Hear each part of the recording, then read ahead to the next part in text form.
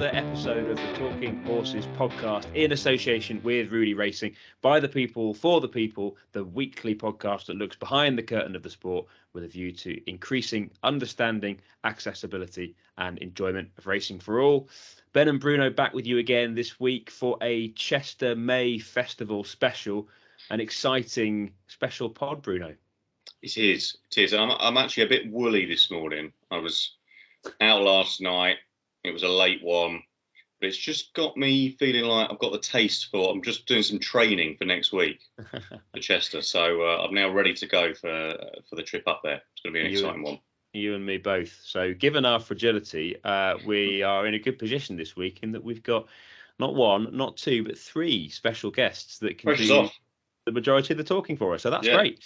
So to that point, this week we've got, as I say, three guests that we're absolutely delighted to have on. Dylan Jenkins of Roudee Racing, founder fame, who was on episode 10 with us, and we've also got Mike, co-founder of Roudee Racing, and they're going to be talking about the whole Chester experience, why it's so special, and also a bit of an insight into runners that the syndicate is likely to have over the next few days, including one, we hope, at the festival next week. And we're also really excited to have one of the members, one of the owning members of the syndicate, in Neil Mather, joining us to talk about his journey with racing and his journey in ownership too. So fantastic stuff. And then Bruno, you and I'll be back at the end once we've had some water and dealt with our hangovers to look into some of the racing next week, some of the big races and what their pointers to for the rest of the season, etc. A bit of an overview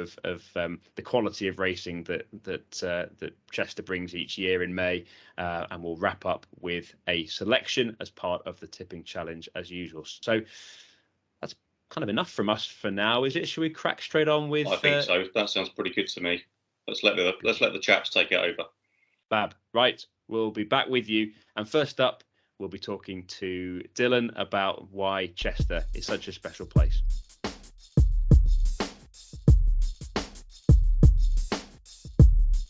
Right, so we're here with one of the co-founders of the Roudee Racing Syndicate, who we spoke to in episode 9, I think, Bruno. Episode 10. It was a landmark episode for that reason, and also for the reason that we spoke to this man. There you go. Well, we've got another massive coup for the Talking Horses podcast. We've got Mr. Jenkins back. Dylan, how you doing? Good, thank you. How are you, chaps? You all right? We're very well. Very well. Good to see you again. Good, and you, yeah.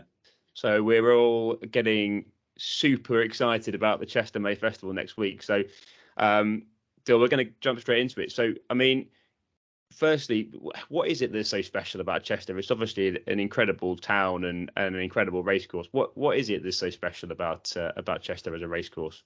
I know we've only got a short time, so I could spend the next day talking about it. But I suppose anybody who actually comes racing at Chester sort of gets it a little bit. I know you chaps have been.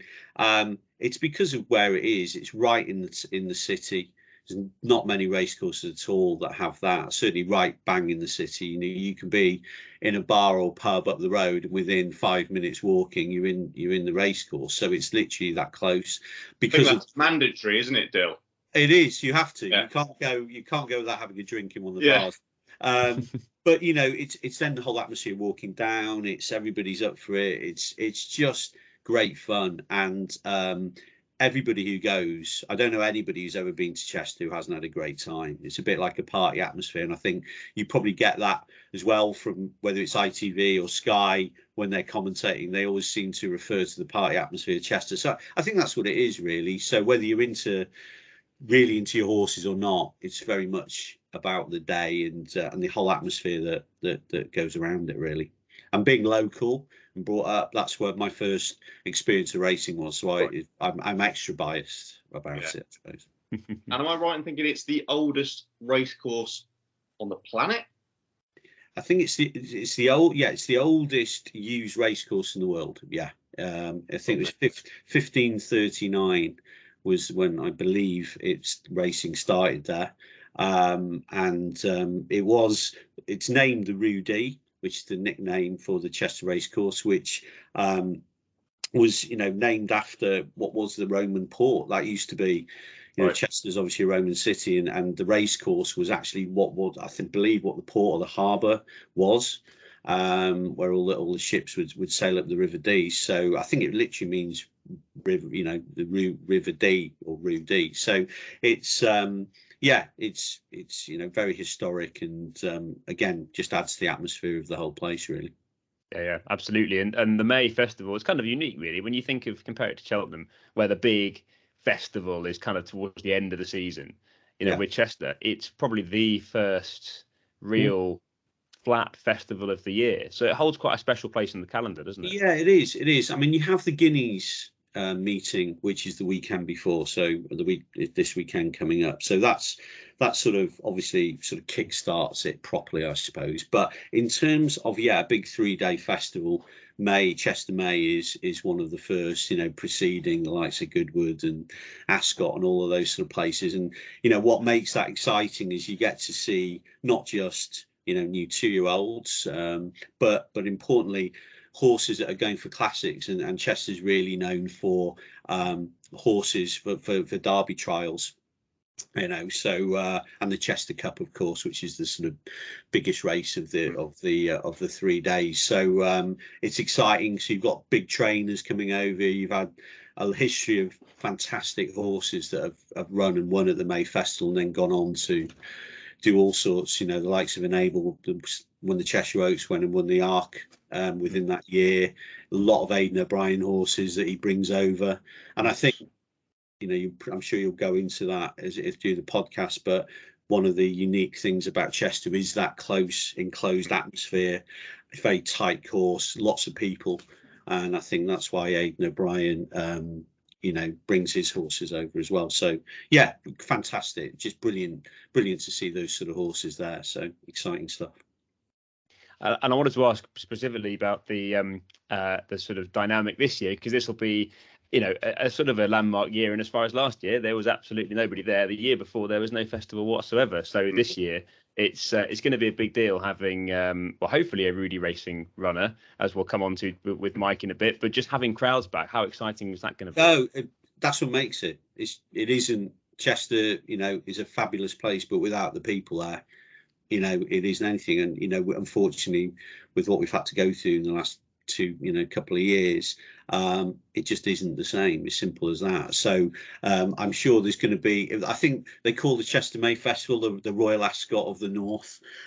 So it's where Cheshire's finest come out for 3 days and and strut their stuff. So I'm sure that's all been pent up for the last two festivals. So it's very exciting. It's a fantastic time. Everybody will have a good time, and I'm sure there'll be some very elegant looking people strutting their stuff around the Roudee. I was going to ask, Dale, have you bought yourself a new hat? I'm all over it. I've bought my new gear. It's a traditional thing. I go the week before, buy all my new stuff. Oh, right. Oh yeah, then I need it to make it last for the whole festival. So I just need to make sure people don't spill stuff on jackets that I own. But it's no, great, and I think you get that from everybody. Everybody makes a real effort, and there's some fantastic sights. It's great to see. Yeah, I think it's fair to say you are on the race course. You're a very well dressed gent. You take that side of things very seriously, which is good to see, because you get the full spectrum on race courses, don't you? So, but you're very much at the smart end of the spectrum, and hopefully the owners are going to have a good day out. It sounds like, if all goes to plan, then, and that's a big part of it, isn't it? I think for when we go back to episode 10, and you and Mike were talking about the importance of the experience, and if we are lucky enough to have a runner next week, that you and Mike are really keen to make sure that everybody gets the maximum enjoyment, however the horse runs. Yeah, and that's exactly it. That's the whole point of it, right? It's the owning experience. There's many aspects to it, but ultimately it's about enjoying it, having a good time, enjoying the thrills and spills of it, the highs and lows of it with your fellow owners. And having a horse at a race course is a fantastic experience, and then whatever else happens is a bonus. But one thing you will guarantee, and I know you guys have seen it, and you will definitely have that next week. You will have a very, very good time. I guarantee that, if nothing else. No doubt. absolutely no doubt. Yeah. Yes, and we'll be fine. We'll be speaking to Neil shortly, who his first experience of ownership was, as with us, with Bruno and I, the Chester Mayfair, or the first experience of having a runner at Chester rather was behind closed doors. So yeah, that could be very exciting if we've got 20 odd thousand people shouting home one of ours next week. Dylan, we can't let you go. I know this is difficult because we're a week before recording this on Wednesday, with a week to go until the first race. Yeah. But we're going to ask you for a horse to, well, we can call it a tip, or we can just call it a horse to look out for next week. Where would your Well, I'll tell you what, I'm going to give you two. How about that? I'm going to break the rules. So right. I would say if it gets in, and I think they're going to try and enter it, as a horse from the yard called Solent Gateway. Has had good experience at Chester. I think they're hopefully going to try and see if that gets into Chester Cup. If it does, so he's got a fantastic owner or owners, and I would love to see that horse do well, and I'm sure it will give a good account of itself.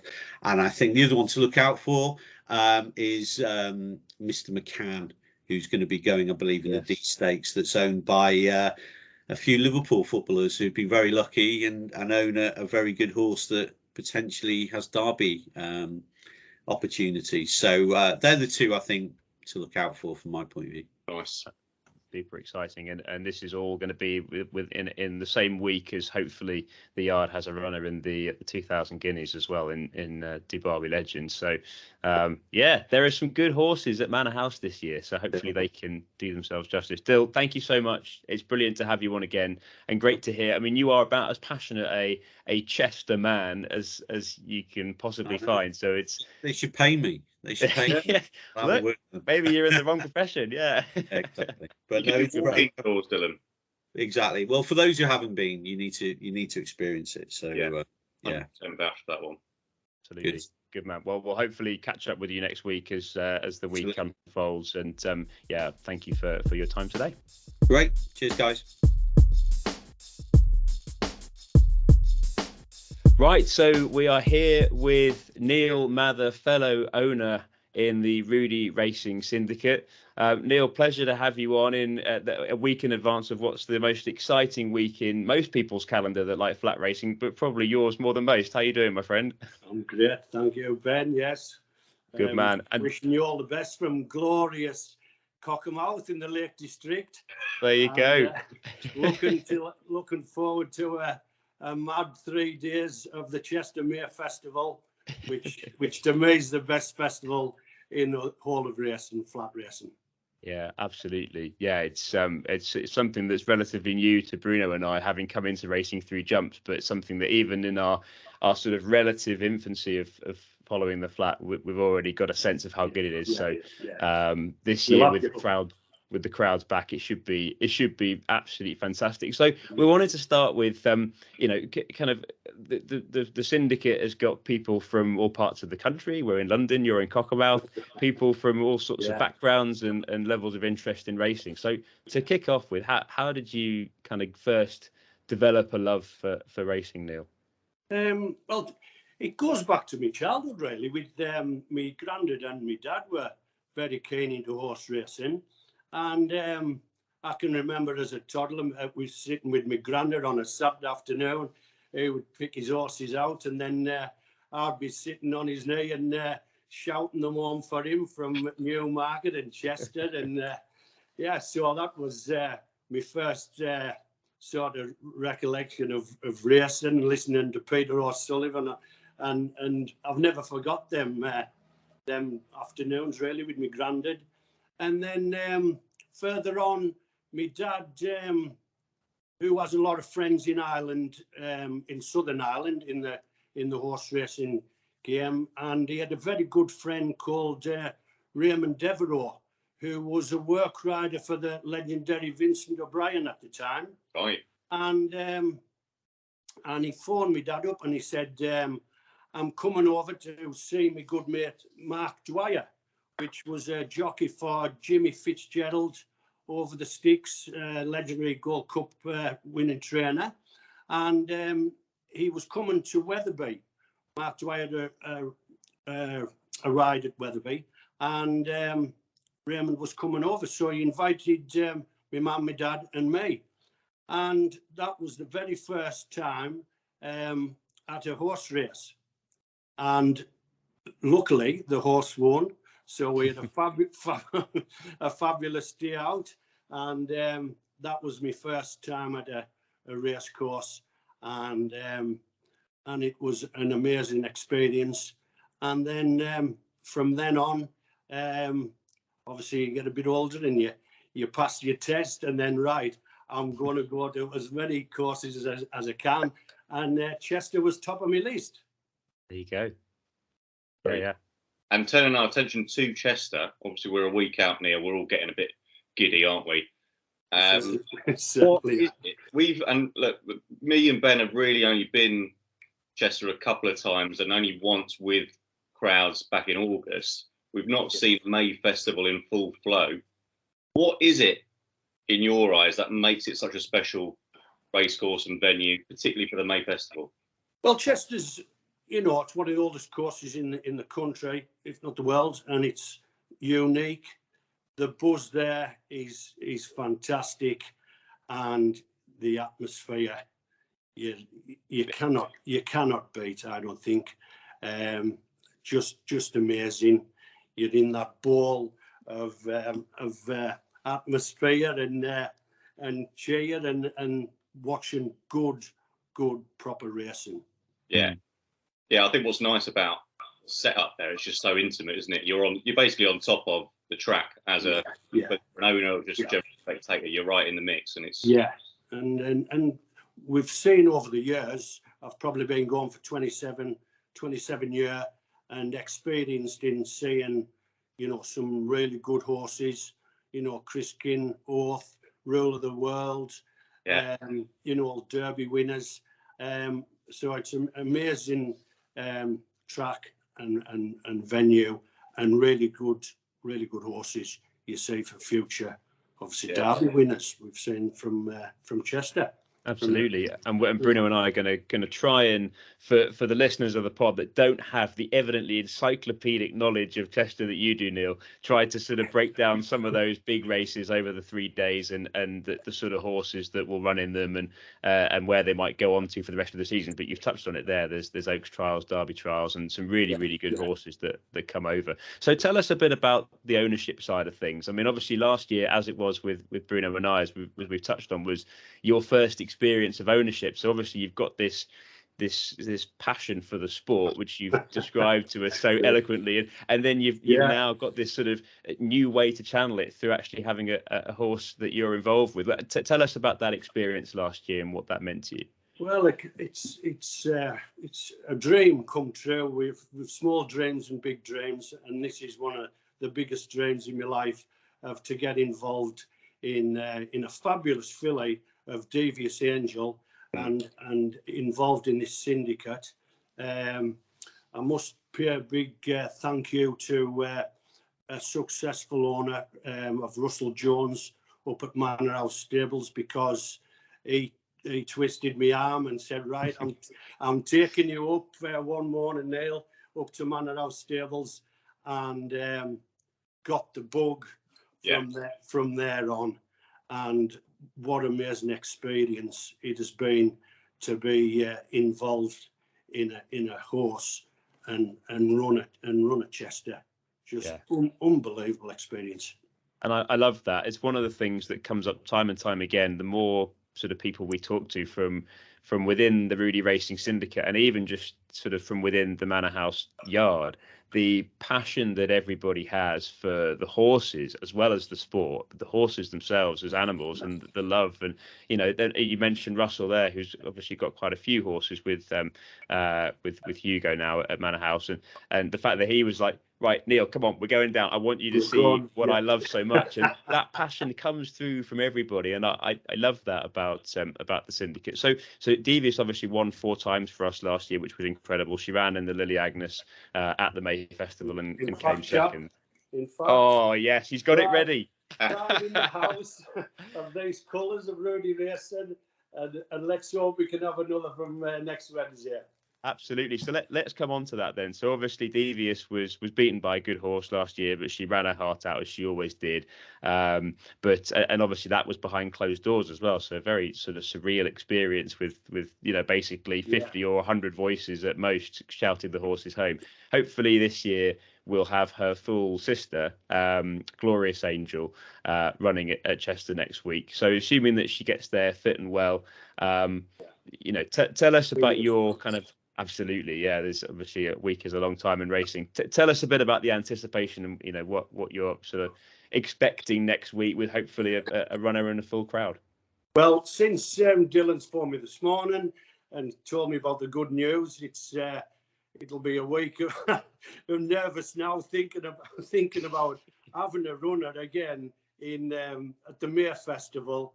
It's just a dream come true, and to be involved in a fantastic syndicate of lovely people and absolutely superbly run by Mike Edwards and Dylan, and to be part of it with yourselves is just a surreal experience. And I'm hoping we'll shout like this time next Wednesday, chaps. Fingers crossed. I think if you're watching the racing on TV next week and you see Glorious Angel win, and you get a camera shot of the parade ring, the most excited man that you can see is not going to be my dog. The most excited man that you can see will be Neil Mather, almost certainly. Yeah, that grin that we can see right now will be spread across Racing TV and ITV and all the media outlets. This to me is like the Cheshire 2,000, 1,000 guineas. Right. So it's unbelievable to be part of it. And I live in Chester as well with my lovely partner Andrea, and she's also supported me to get into ownership. And let's make the dream happen. Good man. Good man. Right. Last question, Neil. If there's anything I know about you, having met you a few times now, Neil, it's that you've always got a tip up your sleeve. Is today any different? That's a long sleeve. Yeah. Oh, yeah. It really is. Plenty of ideas in that sleeve. Give us one for next week that's caught your eye. Well, I think watching last week Getaway run at Epsom, I was very impressed how it handled the track. I think it's won at Chester before. So I think it'll be up for a big run in the Chester Cup next Friday. Good man, Neil. Fingers crossed for Derek Passant because he's a lovely fella and a top owner. Fantastic, Neil. Brilliant. Well, look, we look forward to seeing you up there with everybody else. It's going to be a hell of a week. Are you going all 3 days or just the Wednesday, Thursday? Pardon? Are you there all 3 days? All 3, never missed for 27 years. Come on. Absolutely loves it. The passion really comes across. Love it, mate. Thank you so much for your time. Can I just make a special mention to the staff at Manor House Stables for all the hard work that they do, and without their hard work, we maybe wouldn't have a horse in such an amazing 3 days festival at Chester Racecourse, the home of racing. Very well said, Neil. Thanks, mate. Brilliant. Thank you for your time, and we'll see you next week. Top men, boys. Come Cheers, on, the Neil. glorious.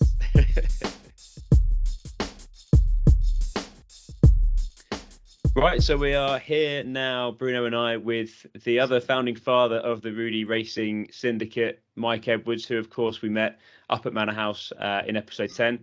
Mike, how you doing? Yeah, really, really good. I'm not sure I like the father bit. Is that because of the grey hair, or is the? I just wonder where the. Just a turn of phrase, isn't it? Founder sounds better than father. Yes, okay. We'll stick with founder from now on, I've been told. You've been told there, haven't you? In no uncertain terms. But yeah, good man. Thank you for taking some time out to come and talk to us, and good to have you back on the pod. I think we've heard from Dylan about the sort of the magic of Chester, and why it's such a great racecourse, why the May Festival is so special. And we've heard from Neil about his sort of racing journey and the enjoyment that he had in his first year of ownership last year. So fantastic stuff from both those guys. Bruno and I wanted to talk to you a little bit more about the Roudee Racing horses themselves and their chances in the upcoming days, because I think we've got 3 runners. So we'll start with, all being well, we will. So we'll start with given that this is a Chester May Festival special episode. Okay. We have to look at the wonderful Glorious Angel, full sister to Devious, who ran second for us in the Lily Agnes last year. How's she doing ahead of what's likely to be a run in the Lily Agnes next week? Well, she's doing really well. I mean, she came out of the race. I think Hugo touched on this on the podcast last week, which was really good, by the way. Great feedback. Hugo touched on the fact she came out of the race great. Really, really well. In fact, better than expected. I think, unfortunately for her, she's been judged on her sister on every step of the way. So we were expecting her to come back from the race, be really buzzed up, really excited. Hugo was thinking, we may need to give it a little bit to calm her, just to keep on top of it for a couple of days. But she came back great. She ate up well. She was nice and relaxed. Just perfect, really. Just we couldn't have written it any better. And then she's just taken everything in her stride. I don't think she's working so much now as just staying fit. Speaking to Hugo earlier in the week, or so the last weekend actually, when we were at the yard, there's a couple of options for her.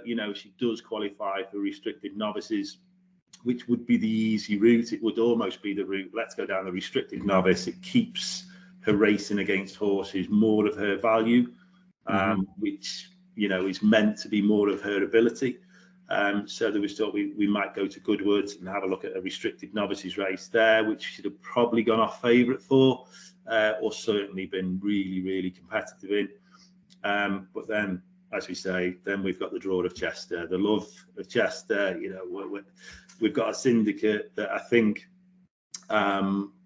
it's about what syndicate ownership is about, isn't it? It's not just about the going to a track to win a race. It's about getting together a group of people who love racing and want to go and watch their horse, and follow it through the ups and downs of racing. But to get, a horse like we've got with the opportunity to go Chester, we're all going to Chester anyway because we love it. So to then go on that day and with the potential of your horse is going to run, for me, it's one we couldn't miss. It's I wouldn't want to sacrifice that for just going to win a restricted race up in Goodwood. I'd much prefer to run at Chester and have a fantastic day out that will live in the memory for a long time. So. Yeah, indeed, and hopefully she can go one better than her sister last year. And obviously, and we've talked about this with Dylan and Neil, but how great is it going to be for Roudee Racing to have their first Chester May Festival runner with a full house? Oh yeah. Last year, I mean, well, you guys were there last year with us, weren't you? And what a great atmosphere it was with just a really, I think it was it just owners and maybe some Chester members that were there? Pretty much, yeah. It was only, I felt like it was probably only 100 people or so, something like that. I mean, crazy to think that, it was a lot of changes in a year, but crazy to think that was a year ago. Yeah, I think we were all sort of kept sort of in one sort of area as well, weren't we? So it still did create a degree of atmosphere in and around there, but just the excitement it generates just to have sort of a runner in that race, it's just fantastic. So it's something with a full house. Should be really, really good. And, interestingly, I think last year probably suited Devious with not the crowds there that could have added really to the excitement for her and sort of caused, a little bit of upset to her. And you'd think, going this year with Glorious, the way she took in the preliminaries at Nottingham, the way she was really calm in the parade ring, the way she loaded really well, we won't be as nervous, although we will be, it'll be off the scale anyway, but we won't be as nervous as we would be if it was Devious going into there. So, fingers crossed, we've got a few days. It's like the countdown to Christmas, isn't it? When you're a kid, and that's without the runner. You've got a few get-ups to go, haven't you, before the big day? So, it's entries tomorrow morning, and then we'll see potentially what else is entered. And then closer to the time, all being well, there'll be nothing really to stop us from declaring. And then, as with Chesterwitz, I'm sure Neil and Dylan have alluded to, it's about the draw. If we can get, that's where we need a little bit of luck. If we can get just that little bit of luck drawn in the sort of lower stalls, and some of the maybe more fancied, if there is more fancied horses, hopefully a little bit wider from us, then we've got a great shout. So really, really exciting.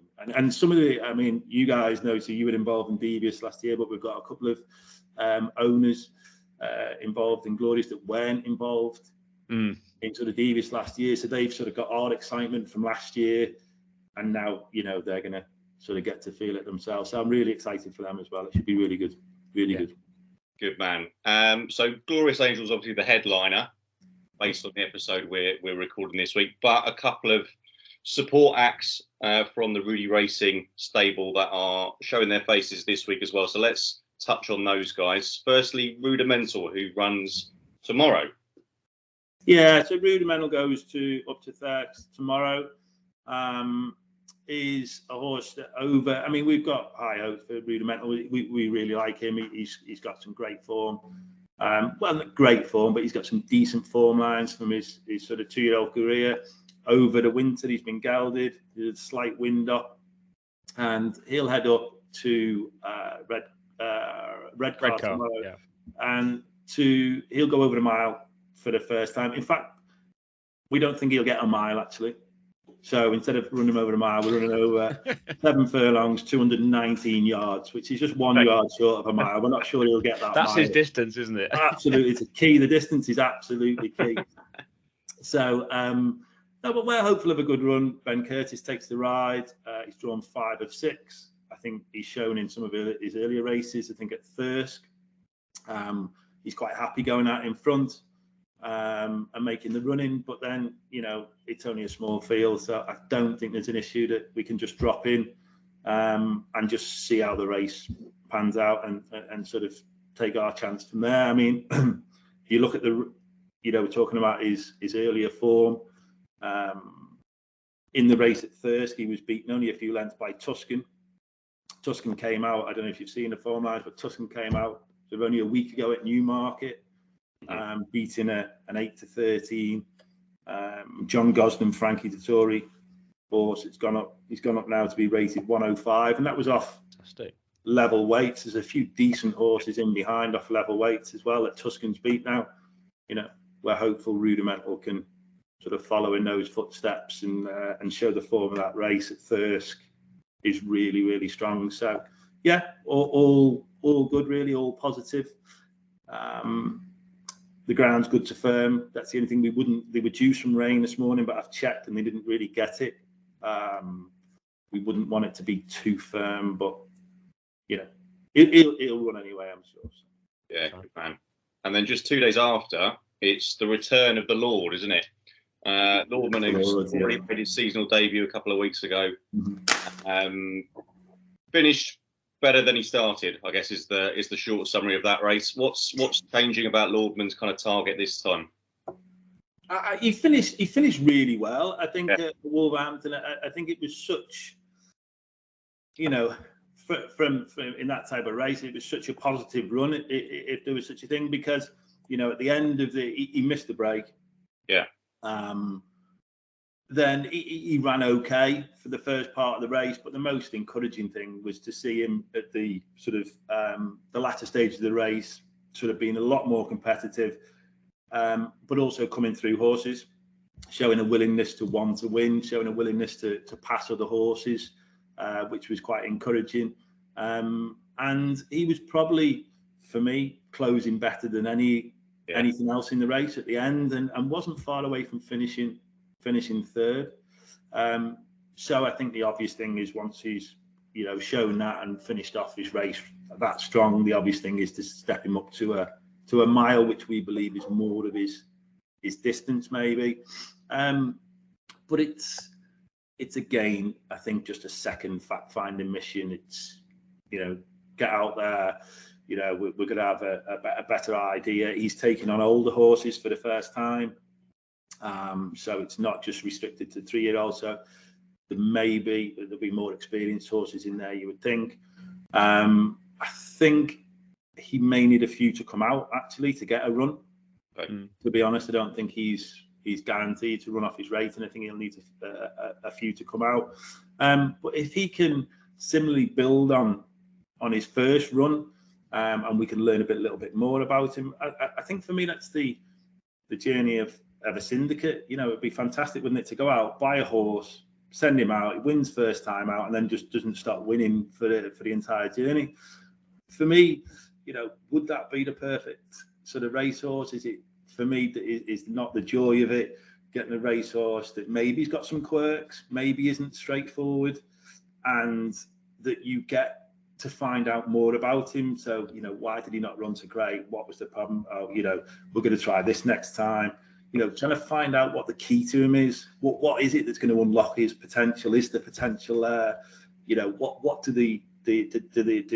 Hugo and the team do at home? What do the riders do at home to try and educate him, to try and iron out his little quirks, so we can get him? And then as a syndicate, as a group of people, because what are we? We must be like his support team, mustn't we? It's like that we support everybody. We know what's going on, and we can follow him as it builds to get him to that point where he can win a race. And I think for me that's a really exciting part of syndicate ownership. To sort of see that journey with him. So fingers crossed he can go run a decent race. Perfect if he can win, but if he can't, if he can just give us some more information that help us build on getting him to win next time, that'll be great. Yeah, fascinating insight, Mike. Thank you. Yeah, I think there's so much to it, isn't there, to owning a racehorse, and so much nuance. And yeah, completely, all of that stuff is stuff that your owners are sort of learning, and you and Dylan do a wonderful job of kind of sharing that journey with us. But hopefully through the podcast going forward, we can share that journey with all of the podcast listeners. So I think that's the point. The point of what we want to do is to some degree, there's a thing that when a horse has got some quirks and there's maybe some issues with it, is to sort of not let the syndicate know that, and not. Well, I think we need to be open. I think they enjoy that. I think people enjoy knowing that we've got a horse, and like all of us, he's not straightforward. Do you know what I mean? There's certain things that we're going to need to do, and there's certain things that we're going to need to work on to make him a better version of what he can be. And I think if you can relay that to the syndicate and they can understand, because to some syndicate members, or to some new owners, they think, well, you get a horse, you send him the track and he wins, doesn't he? Or if he loses, he's rubbish. Do you know what I mean? And it's like, well, no, there's an education in sort of behind that. It's like there's a reason that he hasn't, quite fulfilled his potential. And that may just be that he, Hugo described it, didn't he? Hugo said, Lordman, he thinks he's a sprinter when he's not. He's a miler, and we just need to teach him he's a miler. And we need to teach him that when he goes over the mile, his efforts need to be spread out over the mile and not give us everything in the first 5 furlongs. Well, for me, that's fascinating.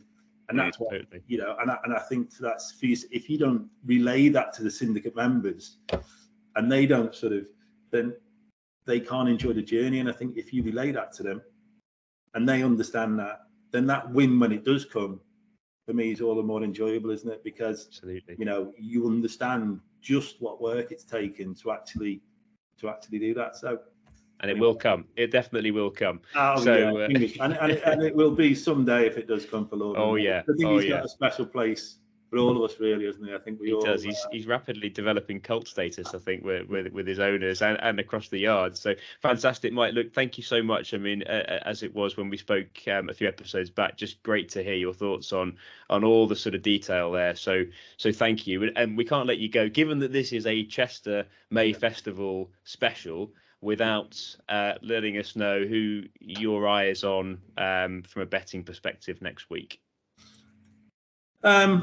Oh, you've got to nail your colours to the mast, haven't you?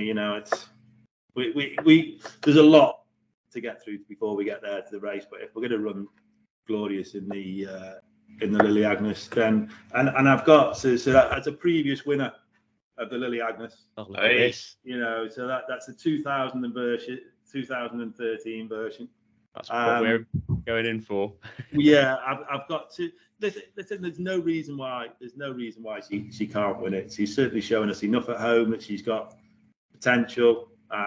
We don't know what we're up against. Lots of things can change, but you know, I could look at Solent Gateway, but I'm going with Glorious. Well, Solent Gateway would give Solent Gateway the hat trick of tips from our guest this week. So so there you go. So we've got very strong word for Solent Gateway, but fab. It's great to hear that we know Glorious goes there with a winning chance, we hope. So absolutely. I like the bullishness, Mike. That's brilliant and great, hopefully, for everyone that's involved with her to hear. So good man. Thank you for joining us. We'll have you back on the pod as the year progresses, but thanks as always for your thoughts and your time, mate.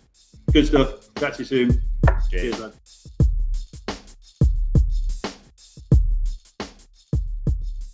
Fantastic stuff there from Dylan, Neil and Mike, just adding to the excitement ahead of what is going to be hopefully an absolutely fantastic 3 days of racing at Chester next week. And so, Bruno, you and I now are going to have a look at some of the racing in particular next week and try and give a flavour of some of the bigger races that we've got to look forward to.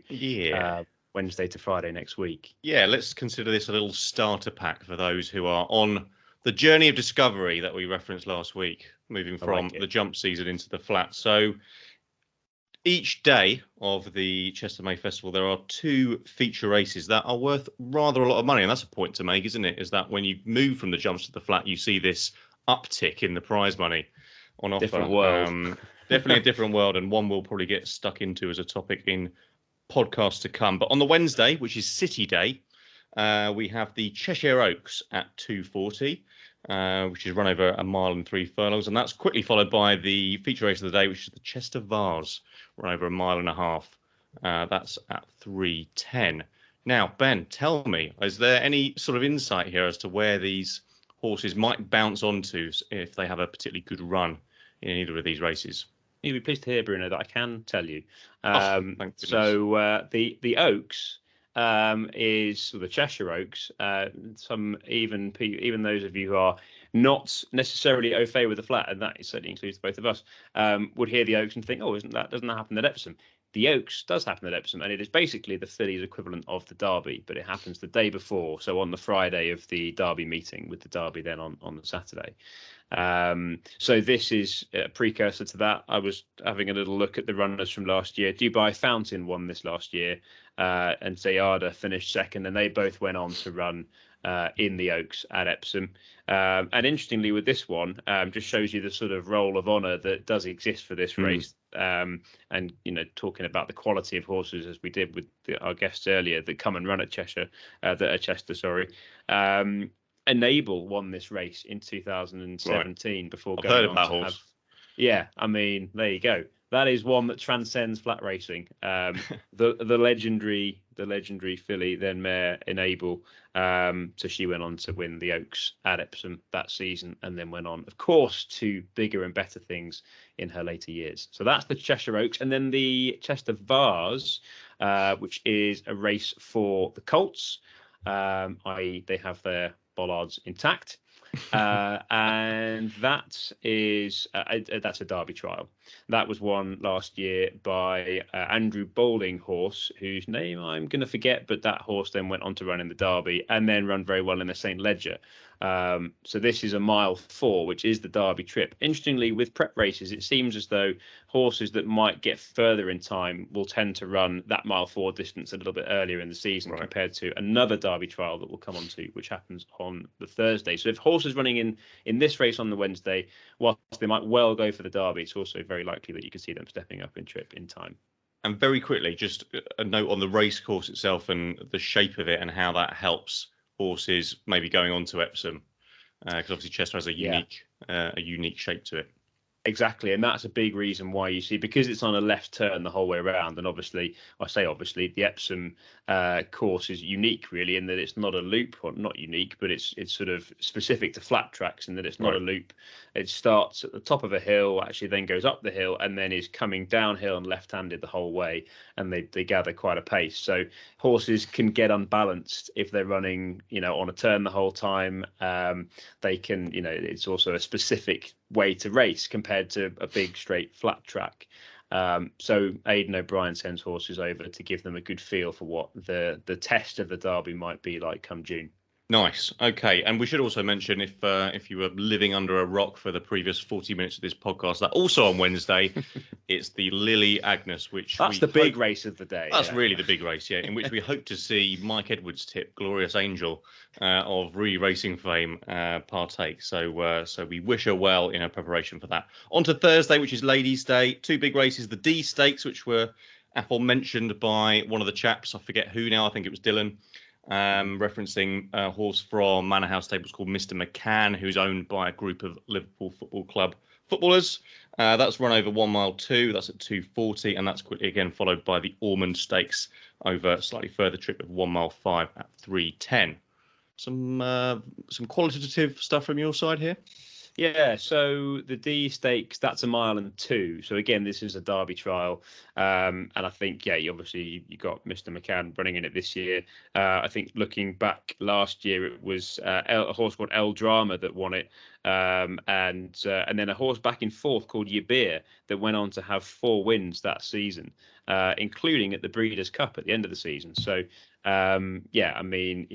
we could certainly see Derby contenders from both of those races. So again, likely to get some pretty high quality colts in the D Stakes. Nice. You know your stuff. You really do. So on to Friday, the final day of the festival. It's Chester Cup Day, which suggests that the Chester Cup takes place on this day as well. That's the feature race. Yep. It's the biggest prize pot of the whole week.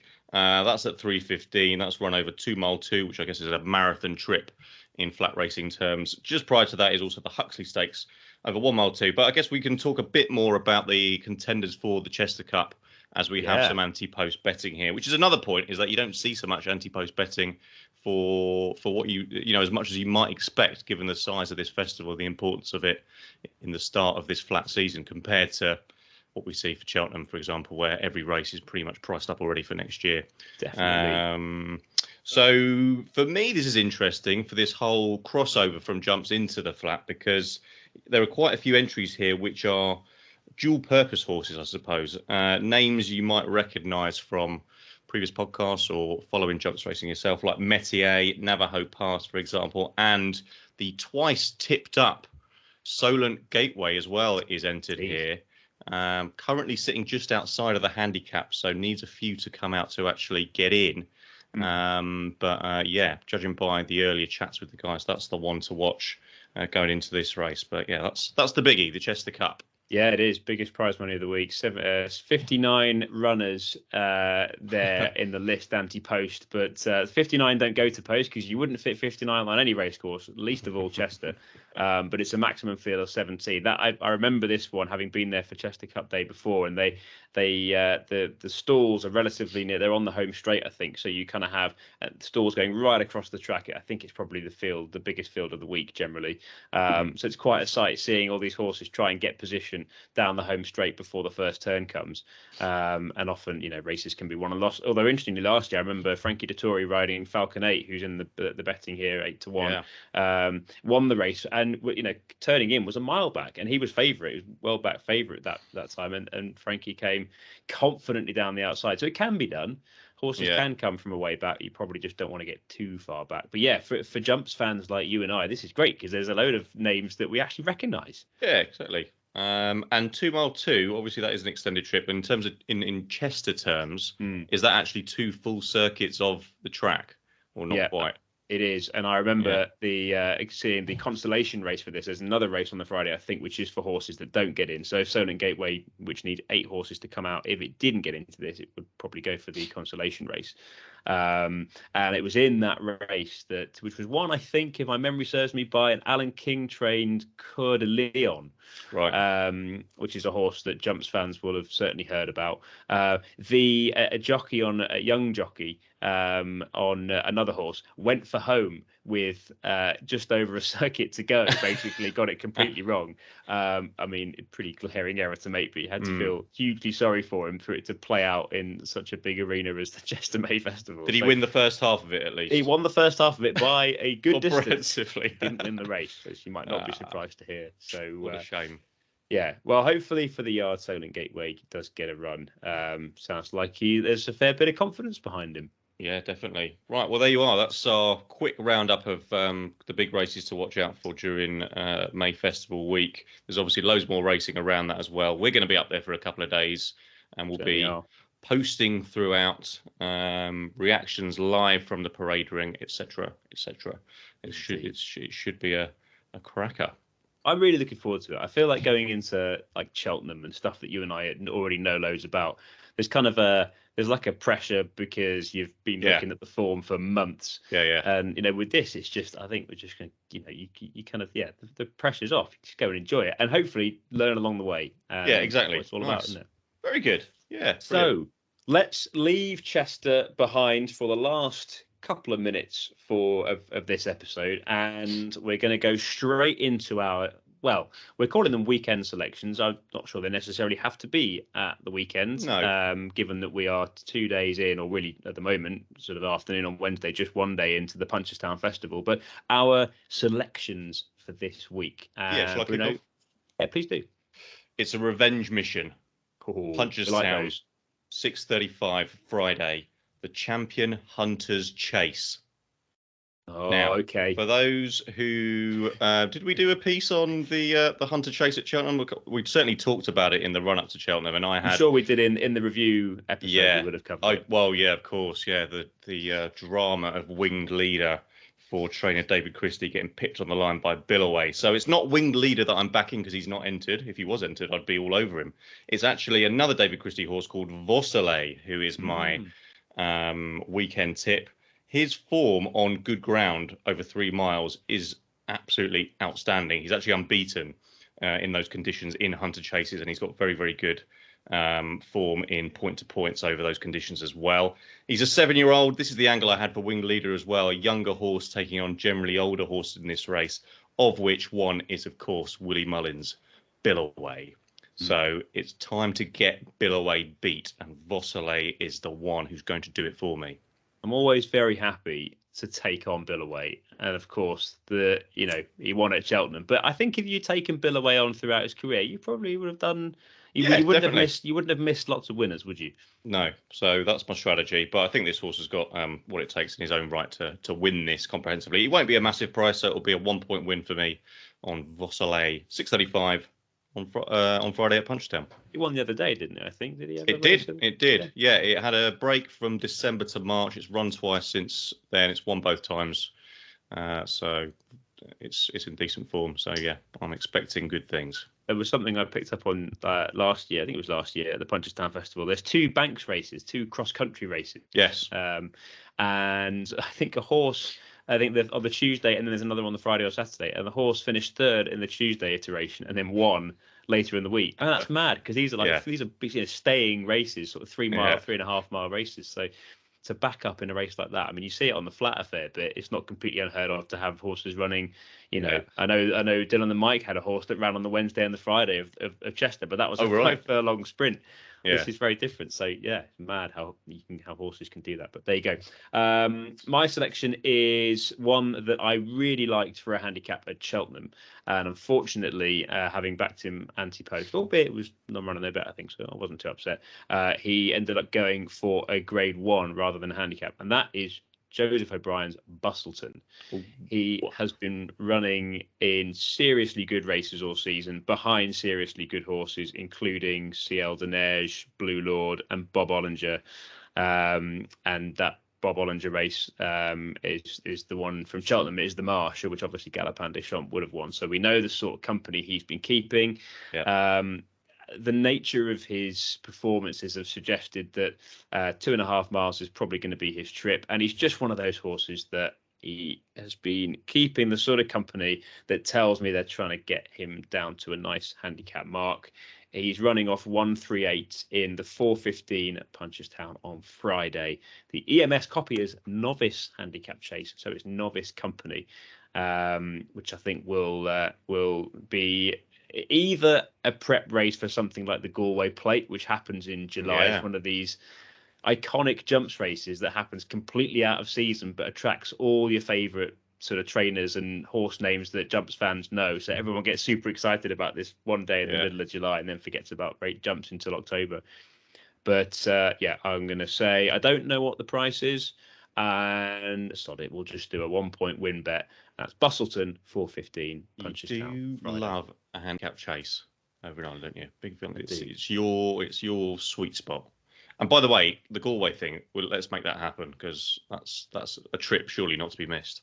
It's a 7-day festival. Can you imagine that? Yeah, I mean, it's probably a bit too much, isn't it? I don't think I could justify the whole lot with the old family and all that. But or I just, sod it and just move to Galway. Yeah, well, anyway.